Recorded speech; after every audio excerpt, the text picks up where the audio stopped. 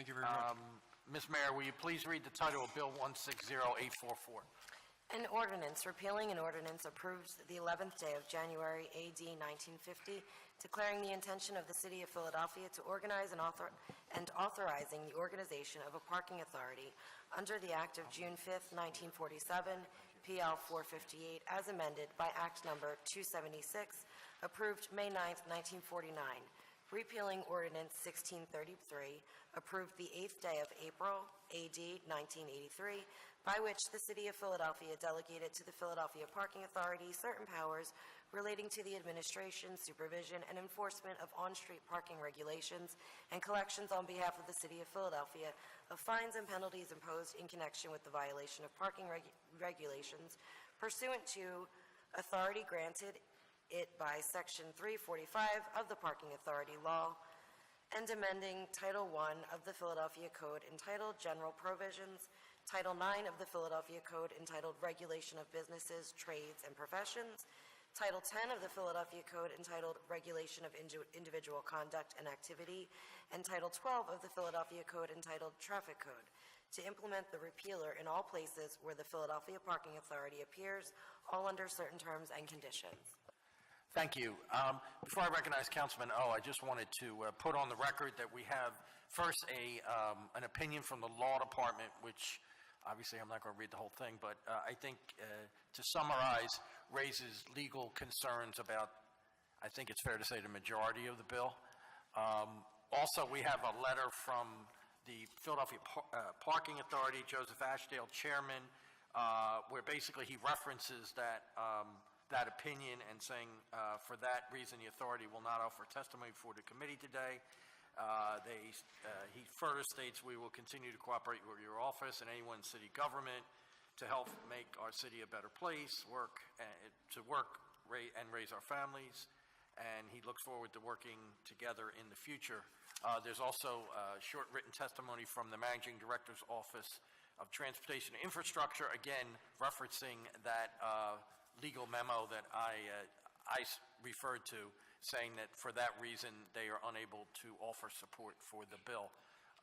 Also, I want to recognize that there is a representative from the Auditor General's office here, just sort of monitoring what how the bill proceeds today. Before again I recognize Councilman Oh, who wanted to actually testify on this? We got two. Okay. All right. Fine. Councilman, you want to? Councilman Oh. Thank you very much, Mr. Chairman. I introduced a bill which has to do with returning local control to the City of Philadelphia regarding a very critical municipal function, that is administering and enforcing on-street parking and related functions. And that includes the revenues that are generated by these functions for the City of Philadelphia and for the School District of Philadelphia. This would not only benefit the city and reduce tax burdens on citizens, but it is also a protected provision under the Constitution of Pennsylvania that the General Assembly not interfere with the functions of the city. There is a legal memorandum that has been distributed. Many people have received it. That is in dispute by myself, which I'll be presenting on at a later point in time, I guess shortly after we hear from our two witnesses. I would like to state that contrary to the legal memorandum, I'm not trying to dismantle the parking authority. The parking authority is a state authority. I couldn't do that if I tried. The parking authority is properly, its members are appointed by the governor. The issue is that it is interfering unconstitutionally with the city, and that is protected. There are two ways to deal with this if this bill passes. The first is that, of course, the Streets Department or other departments would retain the ability to manage on-street parking for the benefit of the city. The other is simply that we will be able to negotiate an agreement with the parking authority that is more transparent and beneficial to the citizens of Philadelphia.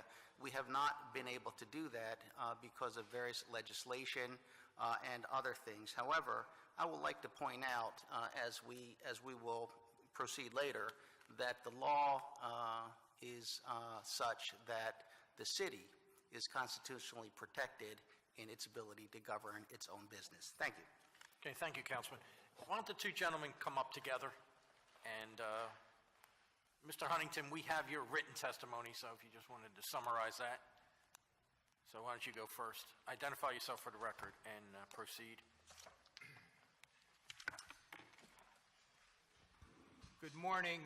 Thank you for the opportunity to testify. I'm Steve Huntington. I'm chair of the Crosstown Coalition. That's a federation of 24 RCOs representing communities in Greater Center City, from Fishtown in the north through Packer Park in the south, from Society Hill in the east to Spruce Hill and Garden Court in West Philadelphia, as well as some outlying communities such as East Falls, Overbrook Farms, and Central Roxborough. We were contacted by Councilman Oh's office, and in response to that contact, and I've been away, so I sent out rather tardily a February 21st memorandum to our 24 members asking whether we should present testimony this morning as to whether an exploration process should commence about returning the parking function to the city. We had a robust response. The request was 6 days ago. 2/3 of our members, 16 members, responded. One of the groups couldn't convene their board, so they had to abstain. But there was agreement of the other 15 members that we should consider taking the functions of parking enforcement and sending them back to the city. Having said that, a number of our members noted that we must be careful to replace as well as repeal, to use the terms of the Affordable Care Act dispute. And a number of the members noted that the bill was short on follow-through. Another comment that sort of bubbled forth was that this would be a major change in how the city operates, so that we were hopeful that perhaps this bill could gain some support with some input from other council members representing other districts. This morning, for the first time, Councilman Greenlee, I saw for the first time this memorandum prepared by the Law Department on January 25th. Obviously, the Crosstown doesn't have the legal resources to opine on the legality of this bill. Speaking personally, having practiced law for 40 years, I'm not surprised to see an opinion like this. Having said that, I think the presentation of the bill did occasion a dialogue among our members, and it produced a pretty quick consensus that the people in the Crosstown neighborhoods support the idea of taking a look at returning parking functions back to the city. So thanks for your time this morning. Okay, thank you, sir. Let's hear from the other gentleman, and if there's any questions. Sure, great. Please identify yourself. Yeah, my name's Jake Leifer. I'm the co-chair of the Fifth Square, a volunteer-based political action committee dedicated to improving the built environment of Philadelphia. We believe that through this legislation, as well as looking at the operations and technology, that we can help to transform the lived experience for residents and visitors. To this end, we've been disappointed with the current state of on-street parking management, which is an ad hoc process lacking planning and foresight. Many parking districts have on-street parking permits that exceed the capacity of actual on-street spaces. Blocked sidewalks and crosswalks are the norm in our city, violating ADA standards and putting all residents at risk, but particularly children, the elderly, and residents with disabilities. The PPA currently operates with an invitation to enforce parking laws, leaving vast stretches of the city with little enforcement. The focus has resulted in an oversized focus on expired parking meters rather than illegal parking enforcement. We found in the data that there's currently 15 expired meter tickets written for every one ticket regarding blocked sidewalks, crosswalks, or ADA ramps. And as a South Philly resident, I'm acutely aware that the lack of this isn't because everyone's following parking law. We were also disappointed with Friday's PPA board meeting where board members stated that they have no way to improve the number of wheelchair-accessible vehicles, that they are bound by Commonwealth legislation. The current state of 30 wheelchair-accessible vehicles citywide is not where we need to be. If the PPA can't provide the necessary service due to state legislation, perhaps it's time to evaluate the legislative oversight. Fiscal management has been opaque and troubling. The promise to provide funding to our schools has seemingly vanished through vast capital expenditures, creative accounting, and lackluster management of budget creep. Lastly, PPA's revenue initiative to expand revenue through billboards on neighborhood lots without resident input is troubling. We believe the following actions should be taken by the PPA. Immediately implement incentives and initiatives to increase the number of wheelchair-accessible vehicles. Enforce parking regulations throughout the city, particularly those that impact accessibility.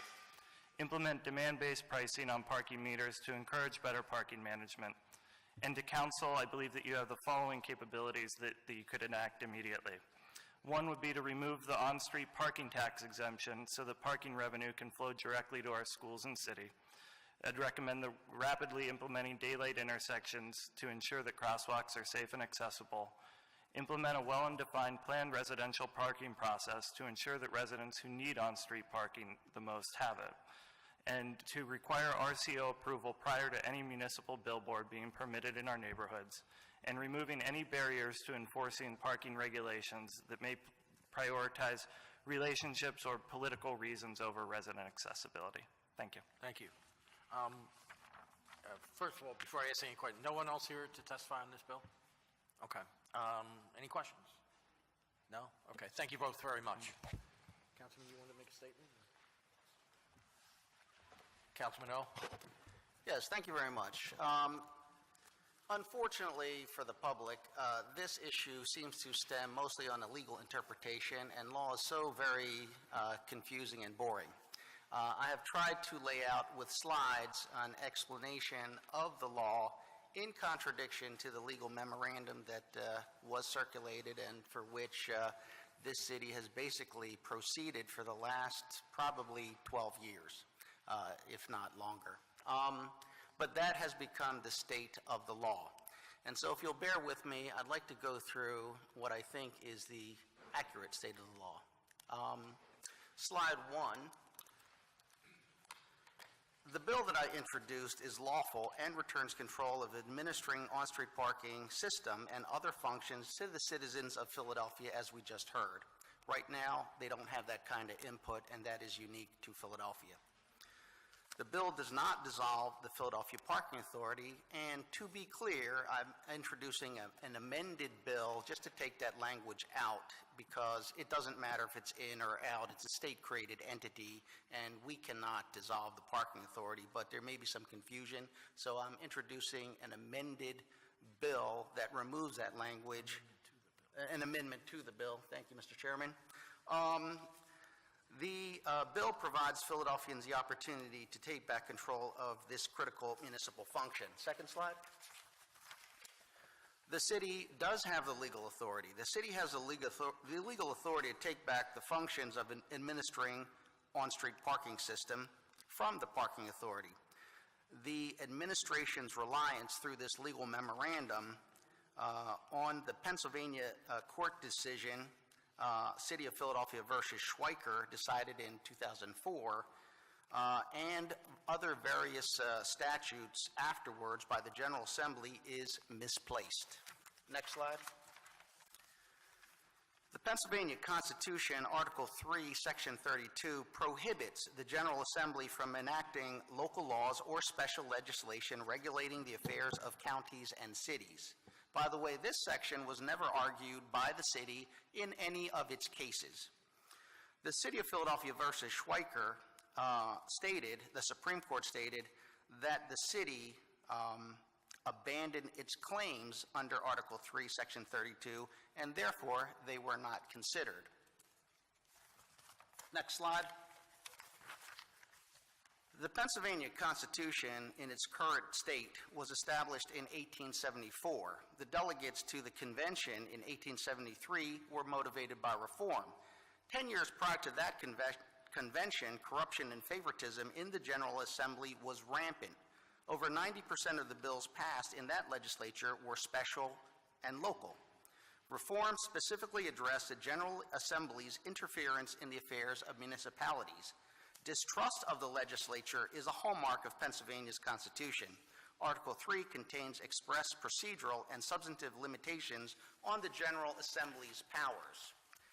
This contradicts the idea in the legal memorandum that the city is a creature of the General Assembly and therefore subject to what the General Assembly does. That's not true.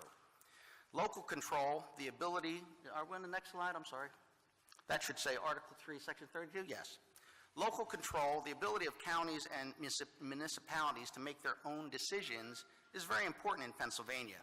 To protect local control, the Pennsylvania Constitution, under Article 3, Section 32, prohibits the General Assembly from passing any local or special laws that regulate the affairs of counties, cities, and other political subdivisions. The General Assembly would violate the Pennsylvania Constitution if it legislated that the Philadelphia Parking Authority performed the city's functions and prevented Philadelphia from altering its relationship with the parking authority without the parking authority's consent, absent a bona fide state interest. Next slide. Act 22 of 2001. The Pennsylvania Constitution requires that the General Assembly enact general laws, not local or special laws, and that they serve the public interest. In 2001, the Pennsylvania Speaker of the House met with the mayor of Philadelphia. The mayor ignored him. The result was the introduction of Act 22 that passed, and Act 22 made the governor the person who appointed the board members of the Philadelphia Parking Authority, taking that power away from the mayor. Next slide. As a result, the leadership of the Philadelphia Parking Authority changed and no longer responded to the mayor of Philadelphia. Act 22 also required the Philadelphia Parking Authority to transfer up to $45 million of its retained earnings to the Philadelphia School District on an annual basis. There was no city parking issue or problem that precipitated this change. Next slide. Consistent with the newly enacted amendments, the governor appointed 6 new members, 2 from the Speaker, 2 from the Senate President pro tempore, 2 from the governor, to the existing 5 board member appointed by the mayor, basically giving the governor and the Republicans in Harrisburg a majority on the parking authority. The city files in common pleas court challenging the validity of the amendments. The city also sought injunctive relief to prevent the new members from being sworn in. Because the city failed to name the governor, the common pleas court lacked jurisdiction and transferred the case to the Commonwealth Court. The Commonwealth Court lacked jurisdiction and dismissed the case. Next slide. The city of Philadelphia then sought an emergency stay and exercise of King's Bench powers with the Pennsylvania Supreme Court. King's Bench is basically falling on the mercy of the court for justice. The Pennsylvania Supreme Court denied the city's request for relief regarding seating the newly constituted board, but stayed further implementation of the challenged amendments. Then it returned the matter to the Commonwealth Court and lifted its stay. So now the Commonwealth Court has jurisdiction. Next slide. The city files an amended complaint, amends its complaint, and files before the Commonwealth Court making the following allegations. It states that the General Assembly's amendments impermissibly and unconstitutionally infringe on the city's home rule charter and corresponding ordinances. It says the amendments violate the legislative pledge not to alter or limit any rights of PPA until all bonds have been fully bent and discharged. The city relied on this pledge in dealing with the PPA. It also stated that singling out the PPA basically is special legislation without substantial, valid, or rational basis. Next, it says that special or local amendments were passed without constitutionally required published notice. Then it claims that the amendments unconstitutionally delegate municipal functions to a special commission. And finally, that the amendments were passed in a bill which violated Pennsylvania's Constitution's single subject rule. Basically, the bill dealt with the city and the parking authority, and all these claims were dismissed for a number of reasons that were explained by the court. Next slide. In response to the city's amended complaint, the Commonwealth and the Philadelphia Parking Authority filed preliminary objections. A full panel of the Commonwealth Court granted their preliminary objections and dismissed the city's complaint. The city then files to the Pennsylvania Supreme Court. Next slide. The Pennsylvania Supreme Court affirms the order of the Commonwealth Court dismissing the city's case. The Pennsylvania Supreme Court found that the city did raise constitutional challenges, including Article 3, Section 32, against Act 22 in its amended complaint, but failed to state these issues in its list of questions presented on appeal, did not discuss them in the body of its brief, and did not include them in its prayer for relief. Therefore, the city abandoned these claims. Next slide. City of Philadelphia versus Schweiker is not on point, and it forms the basis of the Law Department's legal memo. The legal memorandum provided by the Law Department to City Council regarding the legal authority of Bill 160844 that we are hearing today relies heavily on City of Philadelphia versus Schweiker, where the Pennsylvania Supreme Court affirmed the Commonwealth's dismissal of the city's case. In Schweiker, the Pennsylvania Supreme Court found and specifically stated that the city had abandoned its claims under Article 3, Section 32. As a result, the Pennsylvania Supreme Court never considered the issue of constitutionally prohibited legislation by the General Assembly which interfered with Philadelphia's county and city functions. Next slide.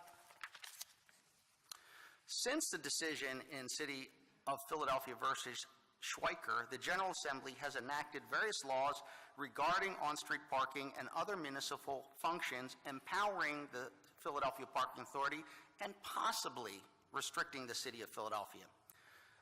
The city has not challenged the constitutionality of these laws under Article 3, Section 32. The Philadelphia Parking Authority is not accountable to the City of Philadelphia. It has a direct relationship with the General Assembly. Through the General Assembly, the Philadelphia Parking Authority has obtained additional duties within our city that generates funds which are not known to city officials. These funds are collected by PPA and placed in non-city accounts and used outside the City of Philadelphia. That's to our detriment. Next slide. Act 9 of 2004. Act 9 extended the Philadelphia Parking Authority's administration of cities on-street parking for an additional 10 years after the 1994 agreement between the city and the Parking Authority expired. So the City of Philadelphia had an agreement with the Parking Authority, and legislatively, the General Assembly extended it till 2004 without the city's consent. Annual transfers from the Philadelphia Parking Authority to the city would be $25 million of net on-street parking revenue and the excess to Philadelphia School District. So Act 9 changed the formula. Instead of up to $45 million per year going to the school district, $25 million would go to the city if there was any money left over, and beyond that, anything above 25 would go to the school district. By the way, this provision expired on March 31st, 2014. The Law Department memorandum advises that the city cannot release its agreement with PPA without PPA's consent, the Philadelphia Parking Authority. The relevant language that they point to is in the statute, quote, "The authority and the city," meaning the parking authority, "by mutual consent may modify the system of on-street parking regulation to the extent permitted by law." Next slide. In response to Act 9, the city filed a complaint, City of Philadelphia versus Rendell, in the Commonwealth Court, and that was decided in 2005, which challenged the new statutory amendment as, once again, interfering with the city's home rule charter, or home rule powers. The Commonwealth Court sustained the preliminary objections and dismissed the city's case. It stated that these issues had already been decided by the Supreme Court in City of Philadelphia versus Schweiker. Next slide. Footnote 23. However, footnote 23, Judge Levitt for the majority stated, Act 9 extended that contract. Act 9 did not divest the City Council of the ability to legislate on the subject of on-street parking that does not involve proprietary aspects of on-street parking. The dissent reads Act 9 to give the authority a legislative veto, relying on the language that, quote, the authority and the city by mutual consent may modify the system of on-street parking regulation to the extent permitted by applicable law, end quote. The Parking Authority law makes it clear that on-street parking regulation involves acts of administration, supervision, and enforcement, not legislative acts. In any case, the authority has not attempted to veto an act of City Council. The mere possibility of that event does not give rise to a cause of action. Stated otherwise, the claim is not ripe for our review because it is not presented here. Next slide. July 2012 statute. This is the current statute that is now in question. It provides that from March 31st, 2014, when Act 9's provision extending the 1994 agreement between the city and the Parking Authority expires, that the Parking Authority shall enforce and administer all on-street parking regulation in Philadelphia, i.e. indefinitely. This statute did not extend an agreement. It simply legislated what will happen, and that is probably in violation of Article 330, Section 32. Unlike Act 9, the July 2012 statute does not extend the cooperation agreement. The General Assembly simply legislated the city function to the Philadelphia Parking Authority. July 2012 statute does not prohibit unilateral action by city regarding on-street parking and other functions. So nowhere in this statute does it say the city cannot take unilateral action, and such a prohibition would be unconstitutional absent a state interest. Next slide. In City of Philadelphia versus Schweiker, which started its path in 2001 and ended in 2004, the Philadelphia Parking Authority and the Commonwealth claimed that the state's interest in enacting Act 22, which took control of the Philadelphia Parking Authority from the city, was to provide adequate funds to the school district of Philadelphia. In 2001, the state also took control of Philadelphia's financially challenged school district. Since 2001, the Philadelphia Parking Authority has grown significantly and dramatically increased its revenues. However, its costs have also grown dramatically, and additional revenue generation authorized by the General Assembly is not provided to the city or the school district. In fact, the Philadelphia Parking Authority has never come close to giving the maximum of $45 million annually to this Philadelphia School District as provided in Act 22. That would be $675 million over 15 years. Next slide. Money promised to the school district has not been delivered. City Council held hearings regarding PPA's failure to provide funds to the Philadelphia School District. Public officials have expressed the opinion that the Philadelphia Parking Authority appears to provide as little funds as possible to the Philadelphia School District. The state has not funded the Philadelphia School District adequately. As a result, the city has raised property taxes 4 years in a row, increased the school's percentage of use and occupancy tax, and implemented a state-authorized cigarette tax, none of which provides the money that is needed. Today, the state-controlled Philadelphia School District is far worse off than it was in 2001, with even greater fiscal problems ahead and no expectation that the state will adequately fund it. Next slide. Article 3, Section 32 prohibits the General Assembly from enacting local or special laws. The July 2012 statute would be unconstitutional if it prohibits the City of Philadelphia from regulating its on-street parking and related functions. The articulated state interest in providing adequate funds to the Philadelphia School District has not happened, and there's no indication that it will. Bill 160844 lawfully returns cities' on-street parking functions and all related revenues to the City of Philadelphia as required by the Pennsylvania Constitution in Article 3, Section 32. What I would like to state is that during this entire time, since the takeover of the parking authority and all the other acts that were done by the General Legislature of Pennsylvania, General Assembly, the City Council of Philadelphia has never introduced a bill, and therefore there has never been the opportunity for the parking authority or the state to prohibit it, which would give us a cause of action, and I believe, and wind up with a ruling that such a prohibition would be in violation of the Pennsylvania Constitution, Article 3, Section 32. The courts have hinted to the City of Philadelphia that continually raising home rule charter issues, special commission issues, and all the other issues that were outlined in this legal memorandum is already decided by the Supreme Court, and that Article 3, Section 32 has not been raised. I would like to say that we should, in this committee, vote to favorably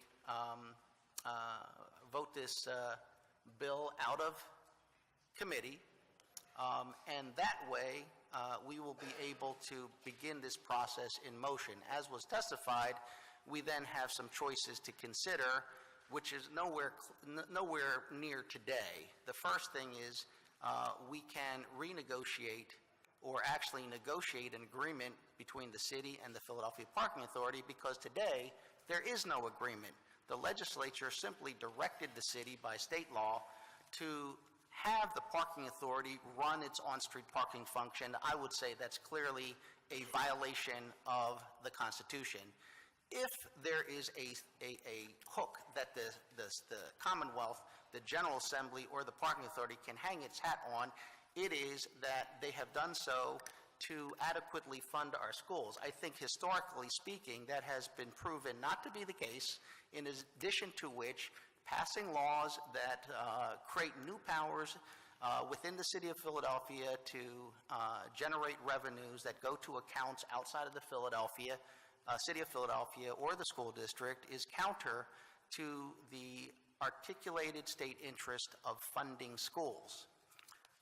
With that, I would certainly answer any questions that my colleagues may have. Thank you. Thank you, Councilman. Comments, questions, Councilman Green? Thank you, Chairman Greenlee. I want to thank Councilman Oh for the PowerPoint presentation. In addition, thank you for all the legal work you've put in putting together this information.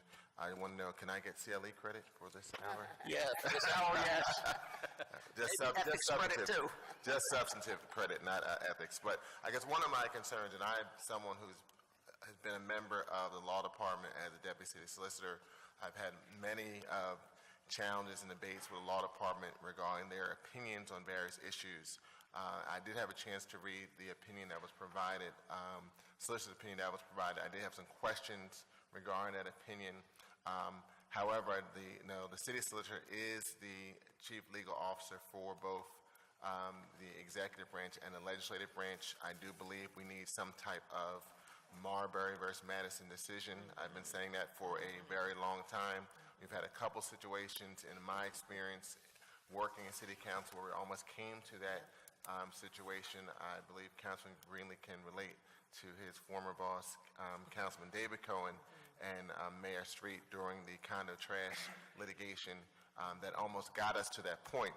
However, I would like to hear some perspective from the law department before I be able to vote on this bill. I am definitely concerned with a number of activities that have happened at the Commonwealth level, especially more recently regarding both the wage equity bill and the sick pay legislation, which are also pieces of legislation that Councilman Greenlee sponsored, was able to get passed. And then also just reflecting on the commentary provided by Cost Down Coalition and the fact that concern about what is the steps for some type of going forward if there was a elimination or a restriction from working with the Philadelphia Parking Authority. My understanding is that the legislation or concept that we would have the police department, streets, and LNI all be responsible for park enforcement in the city of Philadelphia. And I just also have some perspective that how would those departments do that? And I would also like to hear from them as well regarding this legislation. So that's some of my concerns. I am open to amending the bill, but at this point I'm not ready to vote on it because I have those questions outstanding. Yes, may I respond to that, Mr. Chairman? If I could just put on the record, Councilman Heenan, Majority Leader is also present. Yes, Councilman Oh. Yes. We will not, it will not benefit us to spend time thinking about what is the best way to administer on-street parking, whether it is by having the parking authority do it, maybe do it more transparently, maybe do it in a way more responsive to our planning and citizens' needs, or whether we should have the streets department if we don't pass the bill, because basically there's no reason for us to consider any of this. If we pass the bill, it doesn't mean, out of committee, it doesn't mean that this bill, even if it is passed out of our council, makes any direct changes. It simply means that we have taken an action, and we can take our time and plan on when, if ever, we want to approach the parking authority and the Commonwealth about how we should do this. But it does return a level of power back to the city that is currently absent. If we were to do this, we could do it over a period of time, 3 years, 5 years, or not at all. We could simply have the parking authority continue what they're doing. The only caveat is if the parking authority in the Commonwealth were to take us to court if we pass this bill out of City Council and made it an ordinance. Then they may file an injunction or may file something against us, but that's I think, a matter that is in their hands. I think that, as you raised, overreaching by the General Assembly into the details of what we do. For example, the current bill in the General Assembly would say that I, as a city councilman or any city employee, cannot contact the Immigration Service. That is part of the bill. So, for example, if any of my constituents came to me and said, my family is stuck in Bermuda and we can't get them back over here, I can't call the Immigration Service under that bill. I don't think that's constitutional, and I think it's important to clarify all our duties around the principle that exists in the Pennsylvania Constitution, that local people direct their local governments and that is protected. Okay, thank you. Councilman, I saw you, Councilwoman Gim's already, if I could go to her first, and if you wanted to come back. Councilwoman Gim? Yes, thank you, Mr. Chair. My one comment would be that I believe that the parking authority should be here. I feel like any entity, whether or not they agree with the substance or the claim that is made before them, should show up before City Council as an act of respect for the council's relationship, that they should be present to answer any questions that we may have, that the sponsor of the bill is one of 6 members of City Council who are here today, and that there are 5 other members who are also interested in potentially asking questions. But I really did not feel that it was appropriate for the parking authority simply to opt out of something that they did not feel like they particularly wanted to be part of. And I hope that we can send a clear message to the parking authority that, especially with the new leadership that is in place, that we would like to see a more collaborative opportunity to talk, and especially probably when we disagree. And if there is a disagreement in place, I would hope that the parking authority would be able to come into City Council chambers and be able to directly address that disagreement, and we can end it where we end it. But it is a problem when a major entity and partner with the City Council chooses to opt out of a hearing in which they're the subject of it. So that's my first comment. My second comment is, I also want to commend Councilman Oh for his tremendous work and his research on this. There isn't anybody else, I don't think, who has been as laser focused on these issues, and I share many of the frustrations that led to the to the formation of the bill. Certainly, I think there are a lot of questions about the role of the school district funding. In particular, we've raised questions about the fact that, for example, in 2014, the Parking Authority came before City Council requesting increases in parking rates, promising that we would reach what should be $18 million a year. We are maybe projected to reach that, maybe projected to reach $8 million a year by the $8 million for FY 2017. By the time that their fiscal year ends, but that's even up in the air. That's a difference of $10 million a year. I don't think that that's acceptable. I don't think it's acceptable for the Parking Authority not to have had a performance and management audit prior to this in order for us to better understand the expenses that they accumulate and accrue. But we do have new leadership at the Parking Authority. We also have a full performance management audit that will come before us, hopefully from the Auditor General, Eugene D. Pascal, and I believe that the Attorney General is also very clear and aware of the Parking Authority's responsibility, not so much as its own entity, but as an institution of the public trust. And it should be seen as that kind of institution, that it is a public trust, much like the Hershey School, much like other kinds of entities. It has a responsibility to the City of Philadelphia, to the school children of Philadelphia, and to the airport, which is a massive regional center, and is also some area that we should be asking a lot of questions about. But I don't know that I'm prepared to vote on this bill at this time. In particular because I think that there are the outstanding questions that have been raised both by the law department and by my other colleague here that are outstanding. But I do think that that shouldn't dissuade us from being even more diligent and vigilant about our duty to continue to ask questions and to make sure that the Parking Authority knows that we expect answers. Thank you. Councilman Green? Yes, thank you, Chairman Greenlee. I concur with a lot of the comments that Councilwoman Ginn made. For me, and the focus of my vote is primarily on the fact of the City of Philadelphia versus Schweiker case. I think Councilman Oh has raised some points in reference to the law department's opinion. Primarily, it seems like the crux of the case and his opinion with my short review of his information regarding Article 3, Section 32.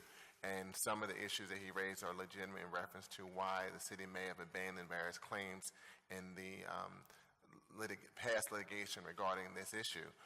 But from my perspective, before I'm able to take a vote on an issue, as an attorney, I need to make sure that I have a full understanding of all of the issues, and also really want to hear from the law department and really challenge them on some of the issues that Councilman O raised in this issue, and hear their response to some of those concerns. Thank you. All right, here's where we like to go, unless there's other comments. Councilman O has an amendment, which I think everybody kind of, from what I understand, agrees that could be moved out of committee. We're going to go briefly into the committee meeting so that he can move that amendment. I'm then going to ask that we move it back into to the committee hearing and hold it to the call of the chair. So we will temporarily go into the committee of the Law and Government Committee's meeting, and the chair recognizes Councilman O. Thank you very much, Mr. Chairman. I move to amend Bill 160844. A copy of the amendment has been circulated. Second. It's been moved and seconded. All in favor? Aye. Opposed? Hearing none, the amendment is adopted. And we will now move back into our public hearing, and Bill number 160844 as amended will be held to the call of the chair. Thank you.